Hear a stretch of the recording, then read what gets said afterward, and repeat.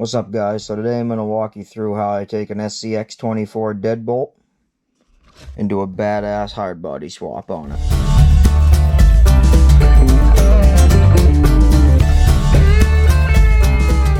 Alright, so as you guys can already see, this is going to be a super cool project, and I'm going to walk you through every single step of it from this point forward. Unfortunately, I forgot to grab the camera and start filming when I started the project, so there's some stuff that's already been done, but I'll walk you through that and I'll show you everything else from now until the time this thing is done and ready to hit the trails.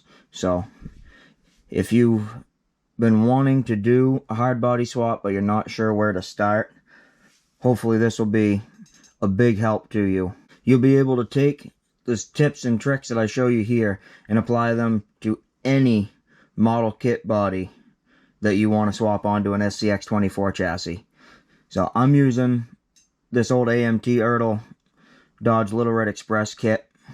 I've got a 74, 75, 76 resin grill to convert it because I actually had a 75 Dodge Power Wagon in high school, and I always wanted to build that thing up lifted on huge tires as a trail truck. So that's what this truck is going to emulate for me. So let's go ahead and dive in. So I guess first I should tell you that this build isn't aimed at any kind of actual off-road performance.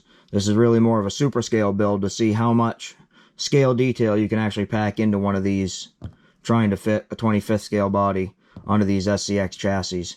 So as for the chassis itself, we've got stock deadbolt chassis. I do have a Treo skid plate in it. Stock motor, stock transmission. This is a stock V2 ESC, still running the little AS1 stock steering servo, stock axles. I do have a Hot Racing front diff cover on it, and eventually I'm probably going to end up changing quite a bit of this stuff. I'll probably get some aluminum steering links, brass diff covers and stuff on it just to try to add a little bit more unsprung weight down low. But I'm running the Hot Racing internally sprung shocks in the front with no springs, and for right now, Hot Racing double barrels in the rear with no springs. I'm probably going to end up changing the rear shocks out at some point, and they're not going to stay mounted to the frame. Eventually they'll be mounted somehow to the bed. That way I can kind of clean up the area in here a little bit to try to get that battery to sit as low as possible. But for the links, I've got these, I believe they're Yeah Racing adjustable front links out of a deadbolt, and then I'm running Jeep C10 rear links and deadbolt steel drive shafts, also from Yeah Racing. Now you can see I did have to modify the ESC case a little bit. I had to cut one corner off in it, and that's because when the cab is on here, this face of the ESC will be sitting right against the firewall of the truck. And you can see these Dodge firewalls have this little bit of an overhang in here. Now to clear for that overhang, I had to trim this corner off because this ESC, where it sits and as low as the cab is going to sit on the chassis, when the hood is closed, the hood is basically going to be sitting right on the ESC. Now, I'm going to eventually do some better shock mounts. For right now, this is just a factory front tray trimmed down. So I'll make a mount that actually has a bar all the way across that doesn't interfere with the steering servo. That way I can either double-sided tape or glue the ESC case to it. Now, to make the motor wires still plug in with the ESC being as far forward as it is now, I have to run it upside down and backwards. But that's not a big problem. The only other thing I'm going to have to do is I'll have to make a jumper wire to go from the battery connection at the ESC down underneath the floor pan through the cab into the back where the battery tray will be in the bed. That way, all I'll have to do is either pull the top half of the bed off or flip it up, however I decide to mount it. Plug the battery in and go wheeling. Alright, so now some tips on bodywork, body modifications, interior modifications, all that stuff that you need to do to really make these fit your chassis well. Now, with a lot of these body swap projects, the easiest thing to do is to glue your hood to your body, glue your bed to the body, make it all one piece, and then you can just magnet or Velcro mount it right to the chassis, and it works perfectly. However, for this build, I'm not going that route. Because of the way the electronics are set up, the fact that this is going to have a full interior, I really want this cab solid mounted so it doesn't move at all.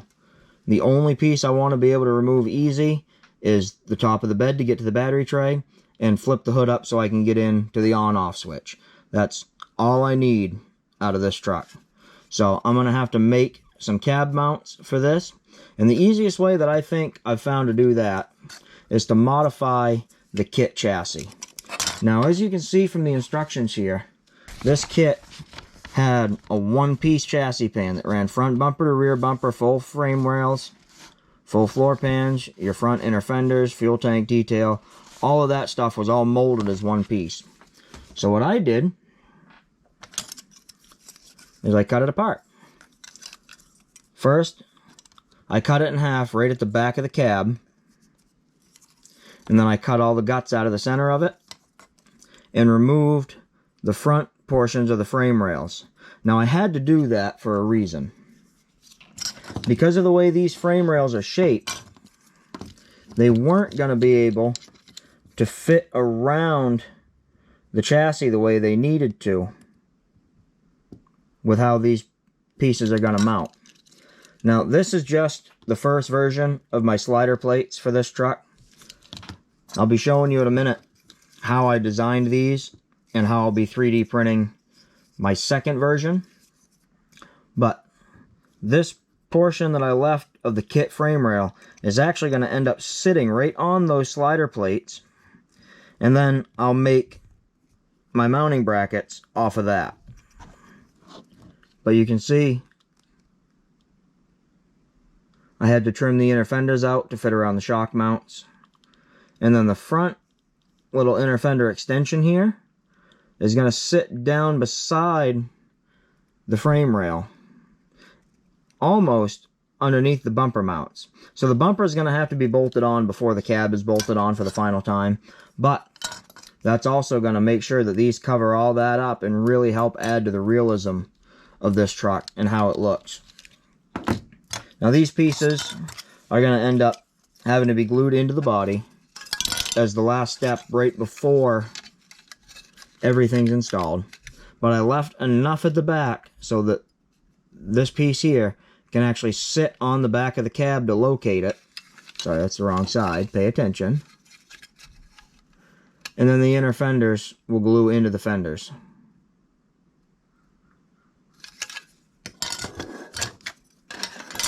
And then, of course, the interior. The amount of modification you do here is going to depend on what you're running for a motor and transmission, and if you're even running an interior at all.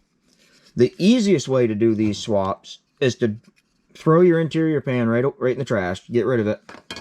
When you put your glass in, you can either just spray paint it gloss black so it doesn't show at all, or you can get some rattle can window tint that I've used on a few model kits, and it actually comes out pretty good as long as you make sure the glass is super clean before you spray it. Or you can just install it clear and not even worry about it.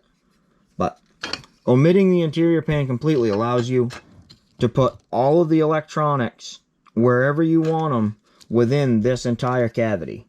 Whereas I'm pretty limited to the way I'm building this. All that I can have in the cab is just motor and transmission. Now, to make everything fit, I had to trim it all. Now, the easiest way I found to do that was to take my interior pan and my chassis with the motor and transmission installed, and I just kind of held them on top of each other, roughly eyeballing where the center needed to be. And then I took a fine point Sharpie, marked out the bottom of the interior pan around the motor and transmission, and then just started trimming from there little by little. You can see I didn't have to do very much along the bottom of the seats, and I haven't had to trim any of the firewall area.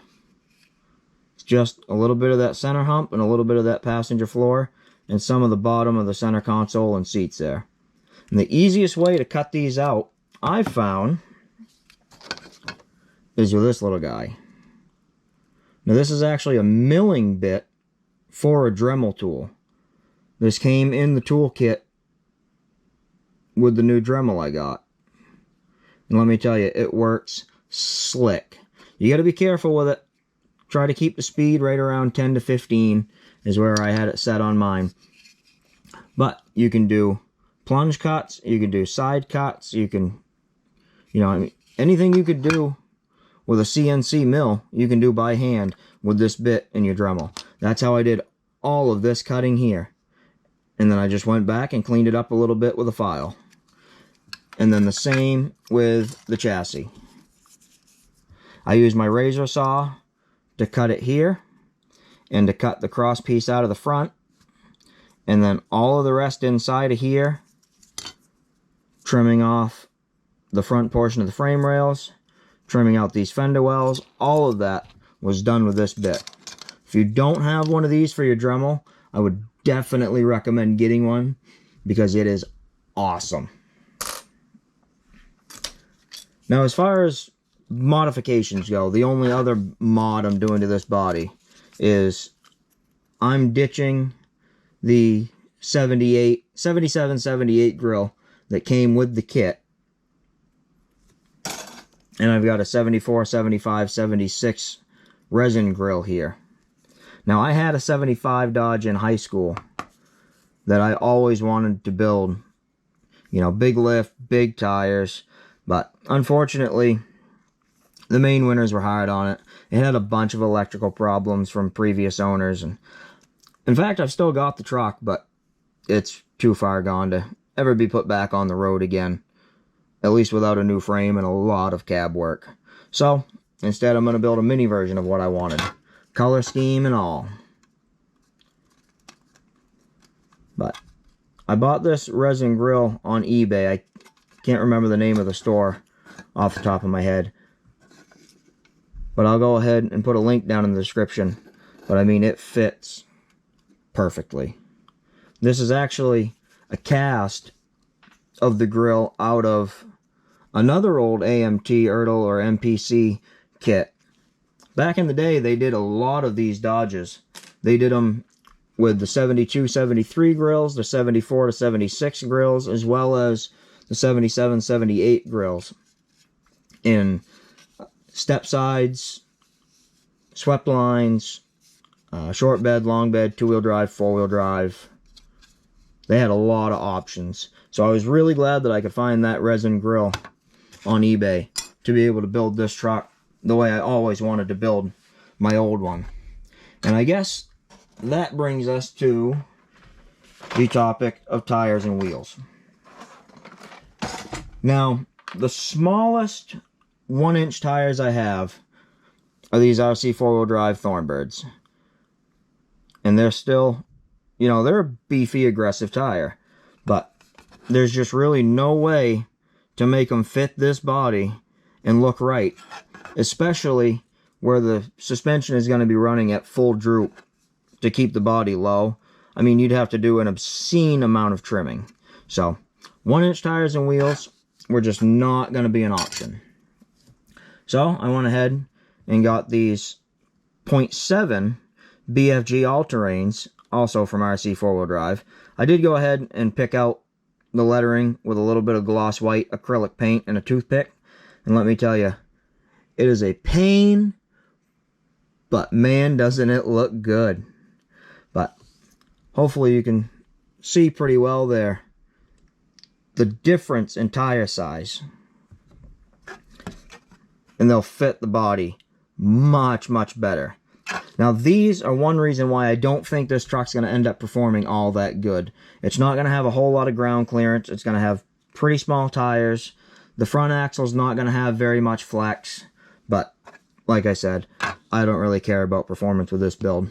Now, obviously you need a way to mount these. So I looked at wheel options for 0.7-inch wheels, and I decided that my best bet was just to make my own. So I went ahead and 3D designed and 3D printed some factory style steelies. And I can show you in a minute the program I used to do these. Now these are just a basic glue-on style wheel. There was a little bit of odd warping on the back side of all 4 of them in the print. I'm not sure why. It was right at the support structure too. The first 2 that I printed, the first prototypes, didn't have that. But the final 4 that I did, for some reason, just a little bit swooped there. But it doesn't affect the wheels. They still run nice and true. I've actually already had these on the chassis with the tires mounted. Now these are a glue-on style wheel, but I'm probably not going to end up gluing the tires on just because I want to be able to replace them. I mean, these are just 3D printed ABS resin, so I'm not sure how strong they're going to be.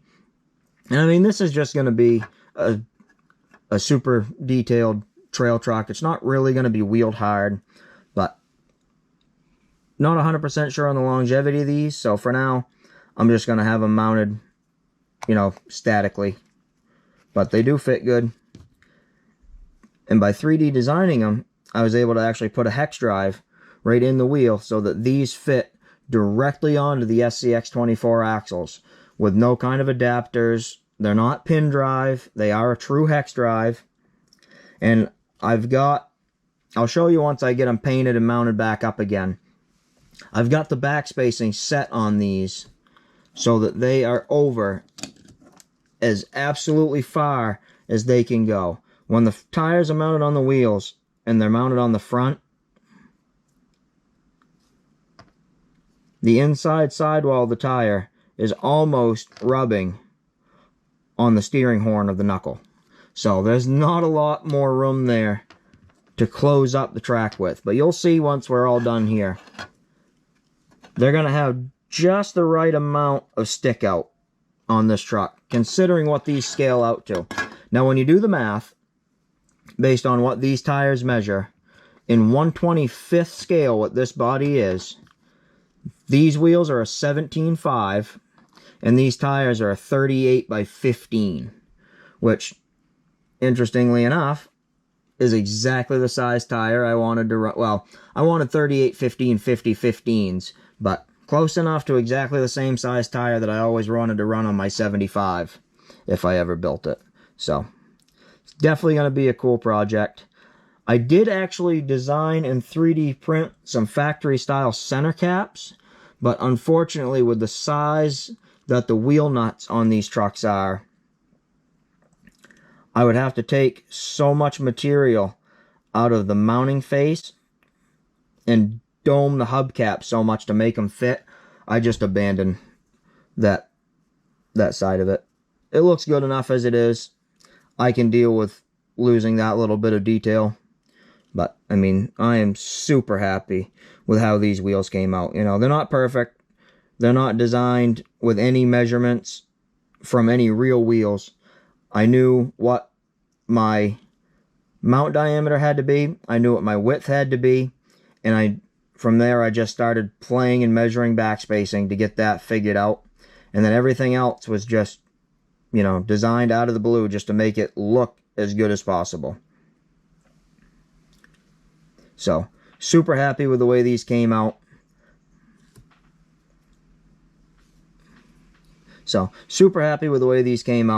And I think once they're painted gloss white, mounted on those tires on the truck, they're going to look bitchin'. Sliced, transferred to the USB stick. Now, we will go ahead and get them printing. This is a first generation Elegoo Mars. And before I start a new print, I like to go ahead and just give the resin vat a quick wipe down with isopropyl alcohol. This is 99% isopropyl. Just to make sure there's no contaminants of any kind on it. I also hit the LCD screen, make sure it's nice and clean. dust free. Even though this sits here with the cover on it, you know, I still like to just give it a quick clean and make sure it's all good to go. Slide the resin vat back in the printer. That is just about ready for a new piece of FEP film too. And I really like this Elegoo brand ABS-like resin. Find it works pretty good. Seems to have pretty decent strength. The primary reason I bought this is just to do detail parts for model cars, but I found there's really a lot of applications with these RC trucks. You can actually get away with using resin. I wouldn't recommend trying to print a body with it for something that's actually going to get wheeled. I actually tried to do I believe it was a 1/16 scale flat fender Jeep on my deadbolt chassis. The body came out good, but in testing I found the fenders were just way too thin and they didn't hold up. They just broke way too easy, and I really couldn't bring myself to thicken them up at all.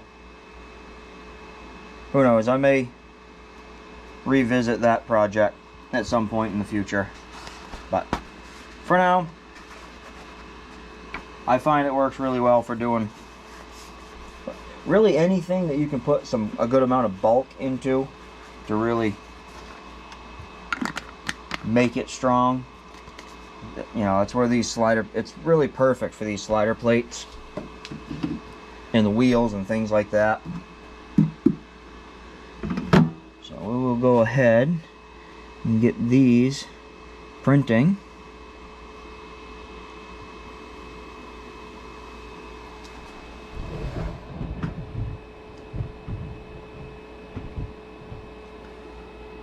Let it do its thing here. We'll see how long this print is going to take. And just real quick too, you can see these sliders I built for my Jeep. I also 3D printed these. And what's cool about these sliders is they actually double as battery trays. That way I've got all kinds of room in here for that Komodo setup and all the electronics that go along with it.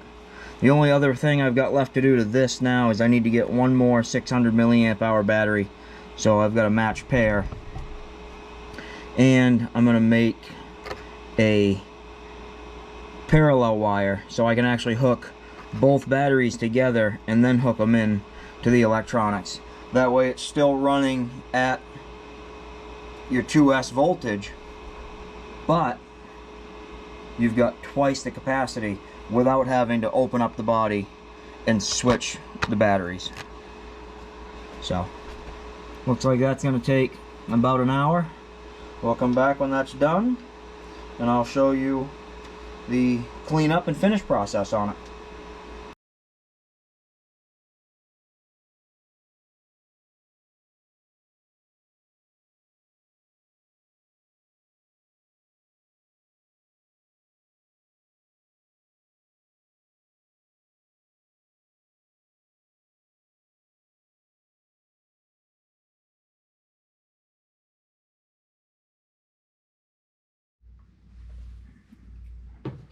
Okay, so now we'll start priming some parts. We can get all the interior parts primed and get those painted.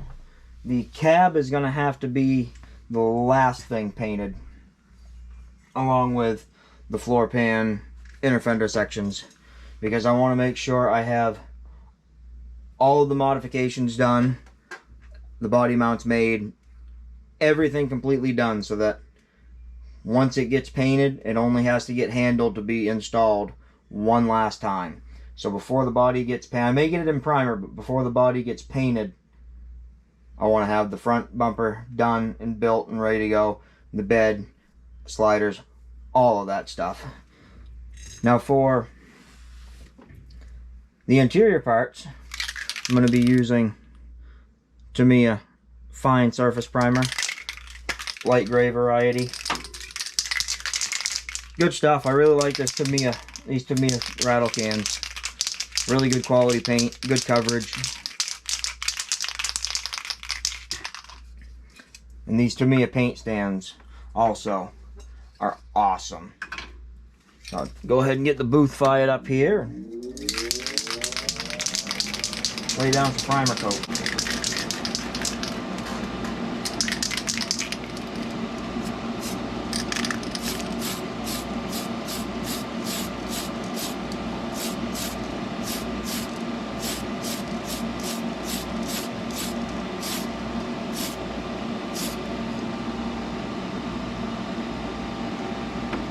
You want to make sure you just build it up little by little. Make sure you get full, good, even coverage. And now honestly, you really don't need a good thick layer of it either. You don't want to let it build up too much. You don't want to hide any of those fine details. And that was always one of the problems with these older model kits. You know, keep in mind, this kit initially came out back in like the late 70s, early 80s, when that truck was new. And they just didn't have the technology that they have now, so a lot of the raised detail isn't very pronounced, and you don't want to cover that up. Now this is why, as a builder, I prefer more modern model kits, because you don't have a one-piece interior pan that's slide molded with weak details like that. You've got separate floor, separate doors, and all that, and the detail is just a lot better. But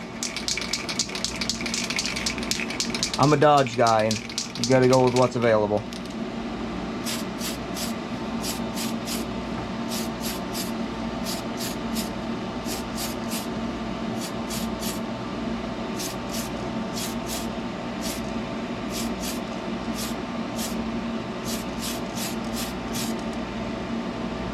I'll let that coat dry, and then I am also going to prime the bottom side of the interior pan, because where the truck doesn't have the entirety of the chassis floor anymore, all of that is going to be visible from underneath the truck. So I want to make sure I get all of that primed so I can paint all of it black to hide it so it blends in better with everything else. Alright, so the printer just finished. We'll go ahead, pop these slider plates out of here, see how they look, and move on.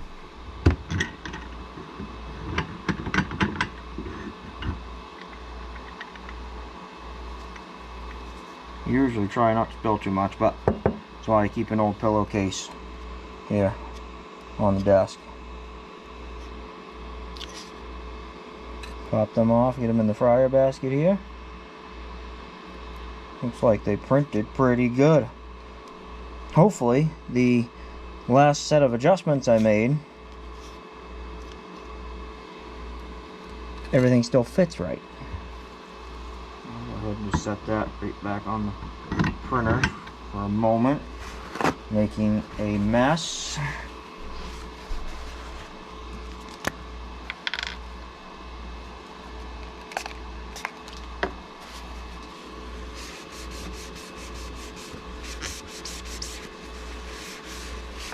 Resin seems a little runnier than it usually is, interestingly enough. That's okay. And then we'll hop over here to the Anycubic wash and cure station. Dunk these. Now this also is 99% isopropyl. Make sure it's on wash mode. Set it for 6 minutes. Put the cover back on it and let it do its thing.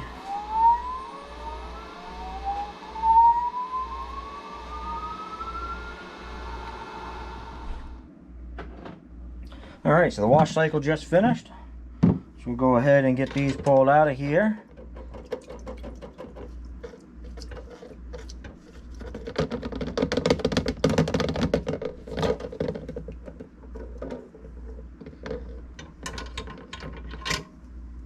And also keep a couple of pieces of paper towel here. Set this stuff on when it comes out. Gotta tell you, I am very happy with that. Hopefully all my measurements worked out good enough. So now we're gonna do the last step in the wash process, which is to take these upstairs, run them under some water, just to get all of the last bit of alcohol and resin out of all the little nooks and crannies. and then pop them off the supports, clean them up, sand them, make sure they're going to fit, and then we can start working on the body mounts. Now, as for getting them off the supports, there's two methods that I find work really well. Number one is, while you're rinsing them off, run them under hot water, as hot as your hands can stand it. It will make the uncured resin very pliable, and as long as your supports aren't too thick, you can actually peel them right off just like Velcro. There is a caveat to that. You don't want to use that method on anything that has small parts or brittle parts, and you don't want to use it on anything that could potentially warp. It's like these, where these need to be as flat and straight as possible. I'm going to rinse these off, run them through the first curing cycle to cure the outside, and then I'll actually go in with a small pair of nippers and actually cut all the support structure out. That way you minimize the risk of warping them. And I've also found anything like this that you need to keep flat and straight, cure it in 2-minute cycles, flipping it after every 2 minutes. Because I noticed when I first got into printing, I was doing some 1/24 scale tractor trailer fenders for a friend of mine. They were about 5 inches long, super flat. When you cured only one side, I don't know if it's heat generated or something chemically, as the resin is curing, it would naturally start to warp itself to the side that it's curing on. If you cure it in 2-minute cycles, flipping it every time, seems to minimize that really well. So we'll go get these washed off, get back on the bench, and move on to the next step. Alright, so we got the parts all rinsed off. We're going to go ahead and get the wash vat off of here. Get the turntable set back on. And go ahead and get these bad boys onto their curing cycle. Where they are still on the supports, we'll probably start out doing the top side for 4 minutes, because that support structure adds enough rigidity to it that it shouldn't warp too bad while they're still on the supports. So we'll let it work through this cycle. I'll cut them off the support structure, flip them, get the other side cured, and we'll see how they look on the truck. Okay, so this is the app that I use for 3D designing. This is Shaper 3D, and you can see here the wheels. Now, I used to use Fusion 360 on my PC, but I found it clunky, quirky. The mouse controls take a lot to get used to. There's a lot of features in it. There's a large learning curve.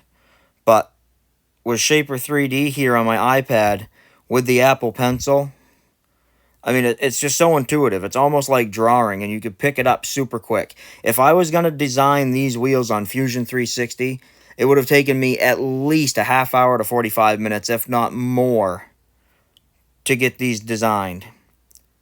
This literally took me 15 minutes on Shaper 3D. Now, it is free.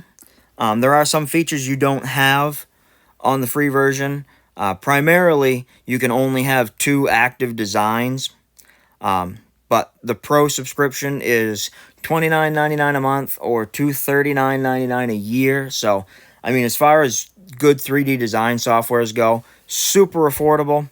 And, I mean, they're updating and adding new features all the time. Like, for instance, they just finally added a pattern feature. Right now, linear is the only type they have. Circular is coming soon. But, I mean, that would have been so helpful when I did these 4 holes, because, I mean, I can't really go back and show you now, but once I designed the blank face of the wheels, I had to go in and draw 1 hole, and then from there, duplicate it and rotate it around the center point axis to make the other 3, so I could extrude them and actually cut the holes. But if we go back to designs here, You can also see the hubcaps that I was telling you about. I really wish I could have made these work. You see, I had 3 different designs here that I was working with. I had the one in the center there is just a regular blank flat face for the rears. And then I had one here that I was doing with a scale accurate lockout hub. And then one here with a hole cut big enough to fit around the SSD mini lockout hubs that I have on the front of this. Now, because they're cut out to fit around those hubs, these front ones actually fit and would have worked, but it wouldn't have looked right having just the fronts on with no rears. And like I said, I would have had to, I mean, I've already got these things as deep and thin at the front as I can get them. And I still would have had to take more material out of the mounting face on the wheels to be able to make them fit. And I didn't want to take any more away from the thickness of the wheels. I really wanted those to be as rugged as possible. So, it's unfortunate I had to abandon these, but it is what it is. And then here is version 2 of the slider brackets. Now I have this one rear hole here that sits on the frame rail where it arches up behind the skid plate. I'm not 100% sure yet if I'm actually going to end up putting a bolt in there or using those to mount anything, but I still have that hole punched anyways. Now the difference between these and version 1 is I added a little more height right here to get it up high enough to where the kit frame rails can actually sit directly on this. And I had to move this rear hole back just a little bit. My measurement initially was just a little bit off, only by about a 0.5 millimeter. So I also thickened them up just a little bit. Now I'm not 100% sure yet how I'm going to build the sliders. I'm pretty certain I want tube sliders, but I don't know yet if I'm going to go with styrene and glue the styrene onto here, where this truck really isn't going to be wheeled hard anyways.